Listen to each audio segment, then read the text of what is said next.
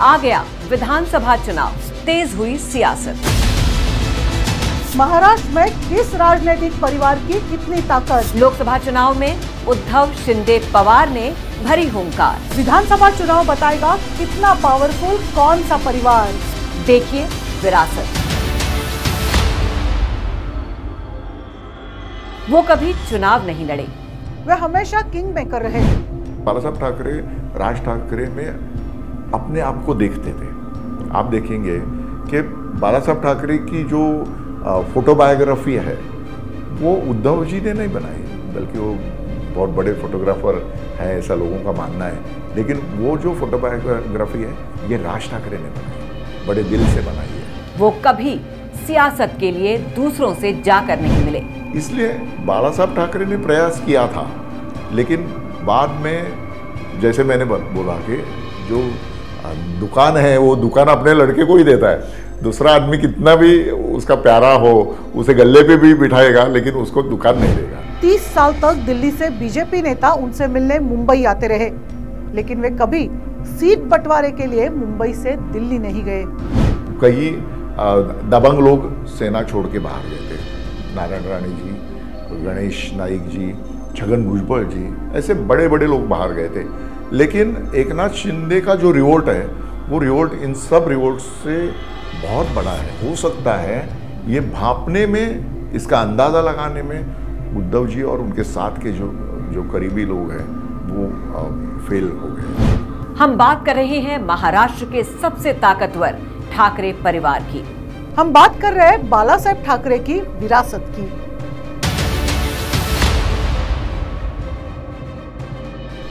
हम सोच सकते हैं कि आप एक बात कह सकते हैं कि एकनाथ शिंदे, उनके हाथ में शिवसेना का चिन्ह है, शिवसेना नाम है, लेकिन शिवसेना की जो पूरी यंत्रणा है, जिसे हम शिवसेना शाखा से लेके शिवसेना भवन तक, और शिवसेना का जो एक बैकबोन है शिव सैनिक, तो ये शिव सैनिक और शिवसेना का पूरा इंफ्रास्ट्रक्चर ये उद्धव ठाकरे की सेना के साथ है। इसलिए पूरी विरासत उनके पास है। मुख्यमंत्री होने के बावजूद भी एकनाथ शिंदे जी इस स्ट्रक्चर को कुछ नहीं करते। नमस्कार, आप देख रहे हैं श्रेष्ठ भारत और श्रेष्ठ महाराष्ट्र, और आपके साथ मैं हूं मुक्ता सिंह। विधानसभा चुनाव के मौके पर आप देख रहे हैं हमारी खास पेशकश विरासत। नमस्कार, आपके साथ मैं हूं मनुश्री पाटिल। इस सीरीज में हम आपको दिखाएंगे महाराष्ट्र के राजनीतिक परिवारों की मौजूदा ताकत, बताएंगे इनका सियासी इतिहास और देखेंगे 2024 के विधानसभा चुनाव में क्या गुल खिलाएंगे ये परिवार। विरासत सीरीज के पहले एपिसोड में बात स्वर्गीय बाला साहब ठाकरे की विरासत की। दशकों तक जिनकी मर्जी के बिना मुंबई और महाराष्ट्र में पत्ता भी नहीं हिलता था, बाला साहब ठाकरे की विरासत का जिम्मा अब उनके बेटे उद्धव ठाकरे और पोते आदित्य ठाकरे के कंधों पर है। कोशिश करेंगे ये जानने की कि स्वर्गीय बाला साहब ठाकरे की विरासत पर कितना खरा उतरेंगे उद्धव और आदित्य ठाकरे। पिछले महीने उद्धव ठाकरे मुंबई से दिल्ली पहुंचे। कांग्रेस अध्यक्ष मल्लिकार्जुन खड़गे और सोनिया गांधी से मुलाकात की।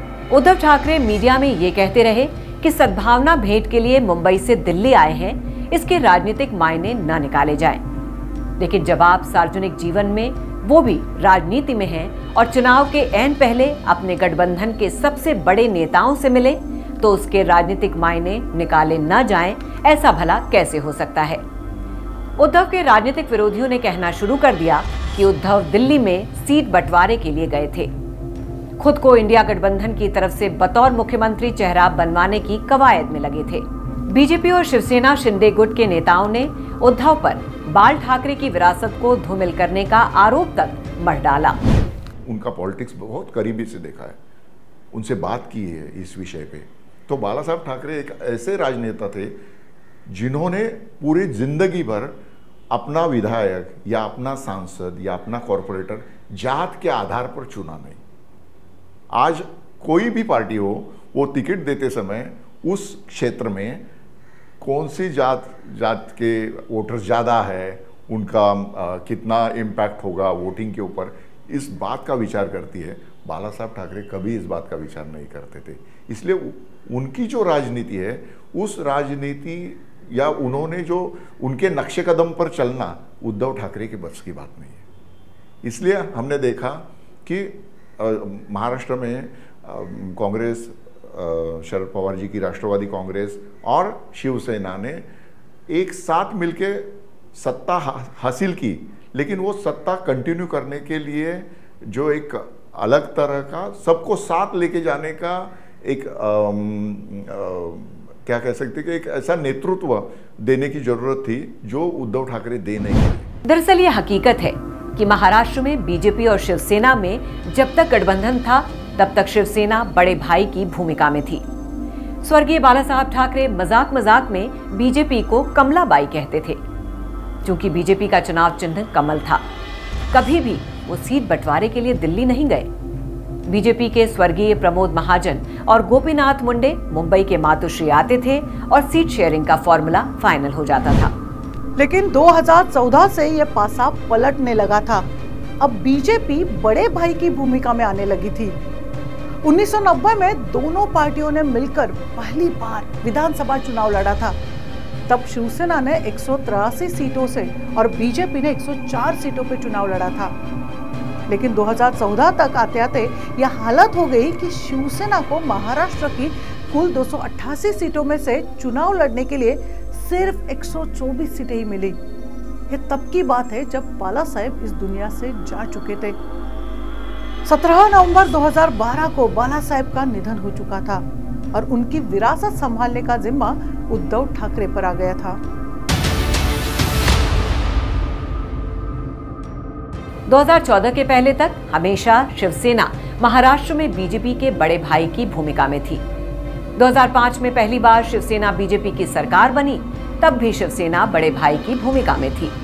लेकिन 2014 के बाद जैसे जैसे बीजेपी की ताकत बढ़ी, शिवसेना छोटे भाई की भूमिका में आती चली गई और 2019 में बाला साहब ठाकरे की पार्टी का बीजेपी से 30 साल पुराना भाईचारा खत्म हो गया।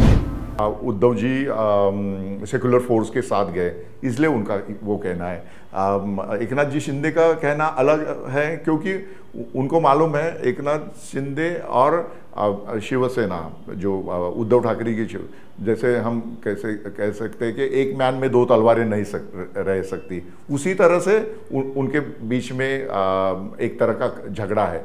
तो वो कहना हम लोग समझ सकते हैं, लेकिन उद्धव ठाकरे जिस तरह से राजनीति कर रहे हैं, तो उन्हें बाला साहब ठाकरे का जो स्ट्रेचर था, उन्होंने जिस तरह से पॉलिटिक्स किया, वो हासिल करना संभव नहीं है। और फिर आया साल 2022, जिस महाराष्ट्र में ठाकरे परिवार की पिछले 50 सालों तक तूती बोलती थी, जिस महाराष्ट्र की राजनीति पर इस परिवार की बादशाहत थी, वो शिवसेना अब वजूद की लड़ाई लड़ रही थी। जून 2022 में एकनाथ शिंदे ने एक बड़ा धमाका किया और उद्धव ठाकरे को सबसे बड़ा झटका दे दिया। जून 2022 में महाराष्ट्र में एमएलसी के 10 सीटों के लिए चुनाव हो रहे थे।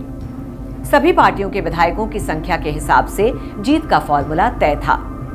यह तय था कि बीजेपी को 4, शिवसेना को 2, कांग्रेस को 2 और एनसीपी को भी 2 सीटों पर जीत मिलेगी। लेकिन खेल तब बिगड़ा जब चुनाव परिणाम में बीजेपी के 5 उम्मीदवारों को जीत मिली।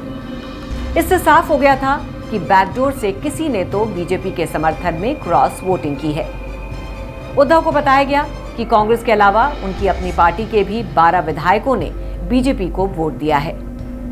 उद्धव ने तुरंत विधायकों की मीटिंग बुलाई, लेकिन मीटिंग से एकनाथ शिंदे समेत 12 विधायक गायब रहे। तमाम कोशिशें की गई, लेकिन उद्धव एकनाथ शिंदे को नहीं मना सके। 40 से ज्यादा विधायकों ने शिंदे का साथ दिया और उन्होंने बीजेपी के साथ मिलकर सरकार बना ली। इस तरह 56 साल पहले बनी बाला साहेब ठाकरे की पार्टी शिवसेना टूट गई और 2022 में वो हुआ जो कभी नहीं हुआ था। शिवसेना और बीजेपी इन दोनों ने साथ में जो काम शुरू किया, साथ में इलेक्शन के लिए लोगों के सामने जाना शुरू किया, वो पूरी प्रोसेस मैंने बहुत करीबी से देखी है। मैं 1991-92 से मैं पॉलिटिकल रिपोर्टिंग करते आया हूँ, तो ये सभी घटनाओं का मैं प्रत्यक्षदर्शी हूँ। तो जब भी इस विषय पे बात होती है कि क्या कारण होगा इन दोनों पार्टियों में, किस कारण ये दोनों एक दूसरे से अलग हुए, आप देखिए कि जब किसी पेड़ के ऊपर एक जो बेल चढ़ती है, लता जिसे संस्कृत में कहते हैं, तो जब वो बेल ही वो पेड़ से ज़्यादा बड़ी होने लगती है तो उसे पेड़ को छोड़ना ही पड़ता है या पेड़ को उसे छोड़ना पड़ता है। वही कारण हुआ, शिवसेना एक पेड़ था, एक मजबूत पेड़ था जिसे जनाधार था, उसके साथ में बीजेपी ने अपने को एडजस्ट किया था। आप देखिए शुरू की जो शिवसेना थी, वो शुरू की शिवसेना बहुत एग्रेसिव थी, बहुत एग्रेसिवली हिंदुत्व प्रपोगेट करने वाली थी। और उस वक्त जिस तरह से राम मंदिर का मुद्दा चल रहा था, हिंदू मुस्लिम राइट्स मुंबई में हुए थे, और महाराष्ट्र का जो स्पेसिफिकली मराठवाड़ा रीजन था, उस रीजन में शिवसेना ने बहुत अच्छी तरह से खुद को इस्टेब्लिश किया था।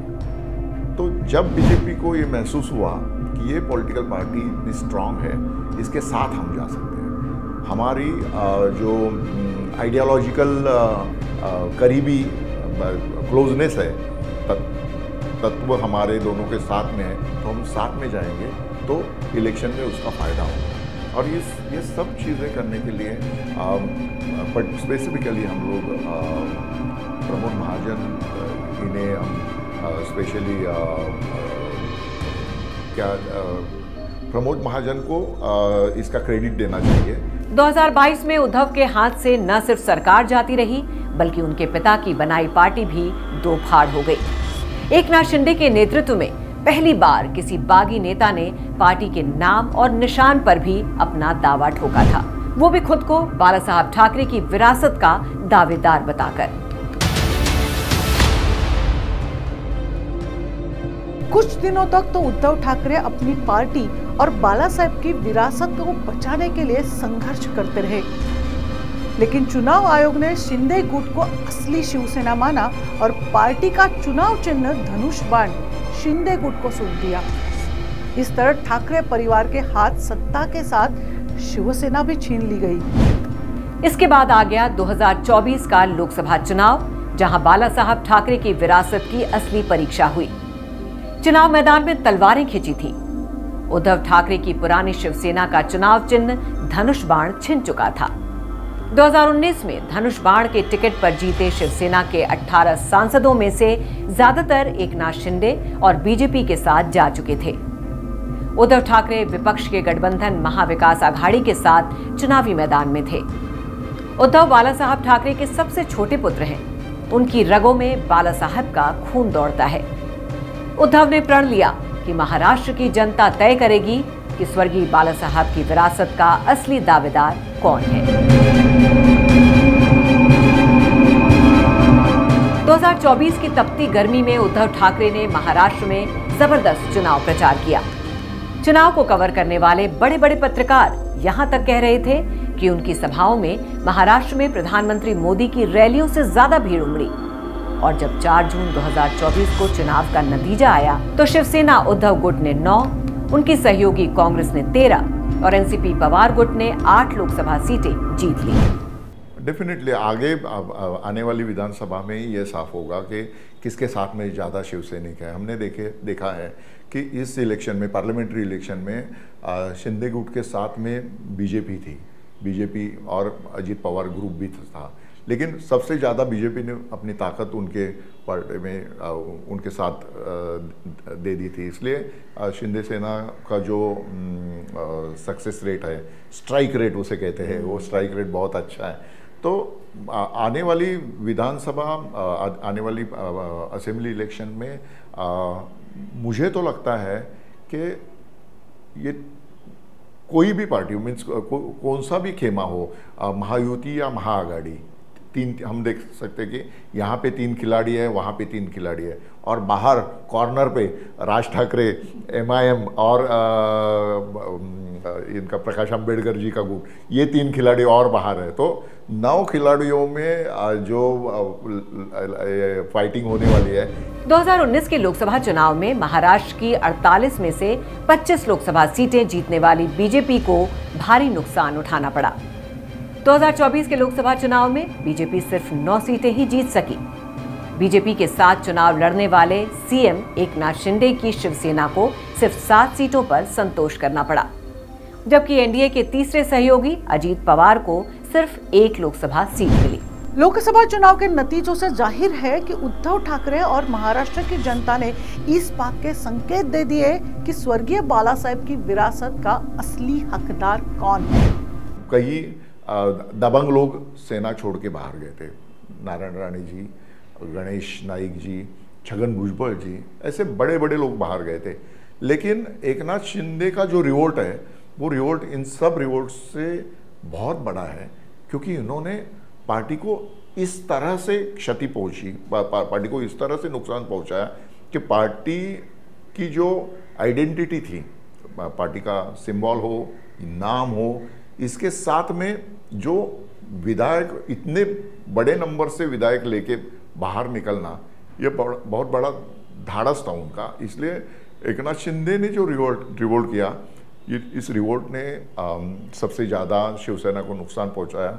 और ये ऐसा रिवोल्ट हो सकता है, ये भांपने में, इसका अंदाज़ा लगाने में उद्धव जी और उनके साथ के जो करीबी लोग हैं वो फेल हो। लोकसभा चुनाव के बाद अब विधानसभा चुनाव आ गए हैं, जिसमें एक बार फिर बाला साहेब की विरासत की असली परीक्षा होनी है।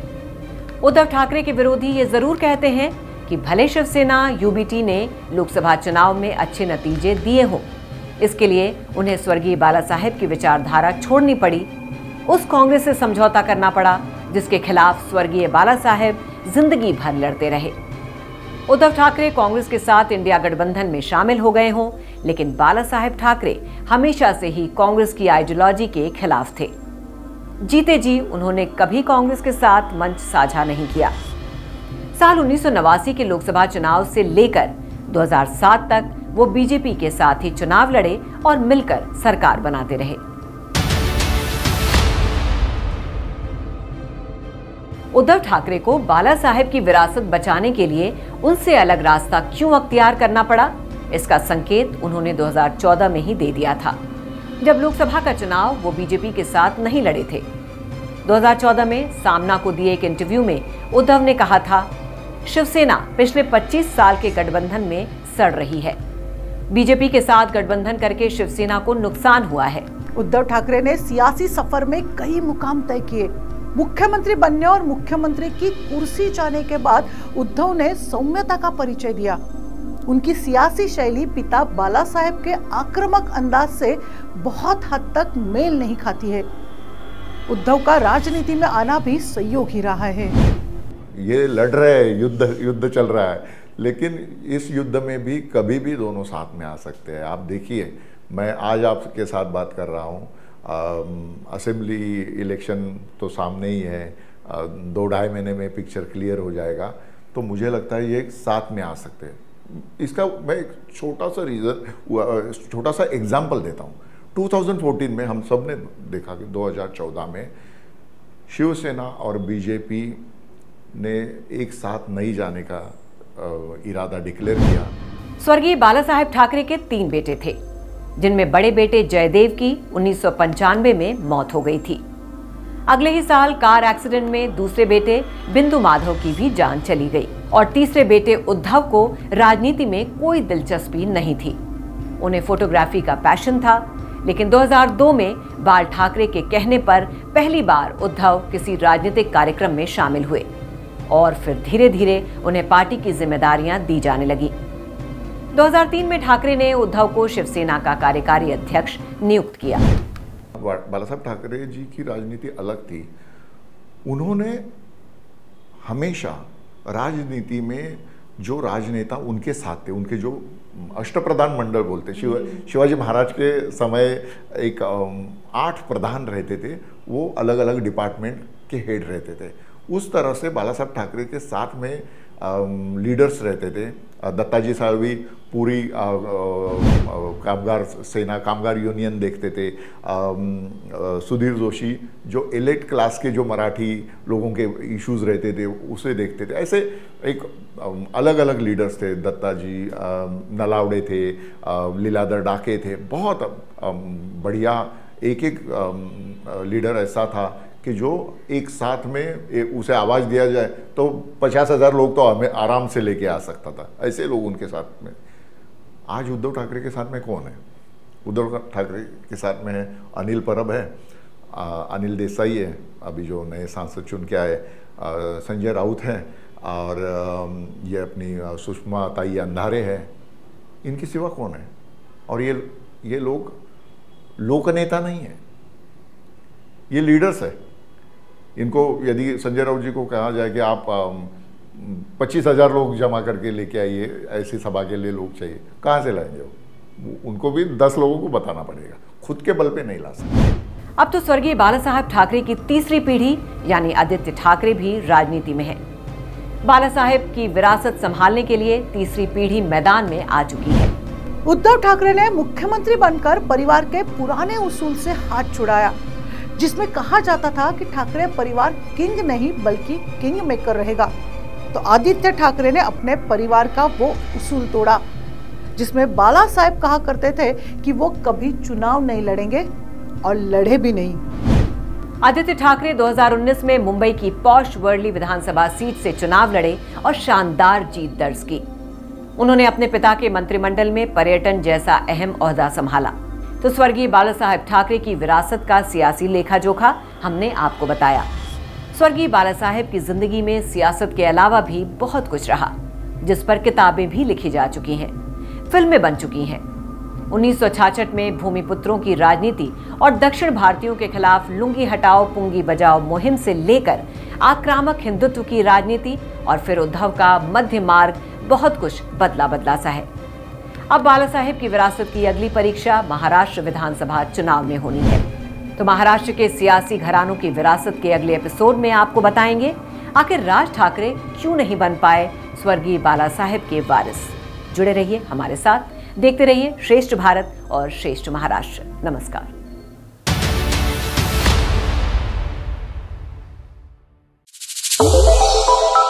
श्रेष्ठ भारत पर खबरों से जुड़े रहने के लिए चैनल को सब्सक्राइब और लाइक करें, बेल आइकन दबाएं और देखते रहें श्रेष्ठ भारत।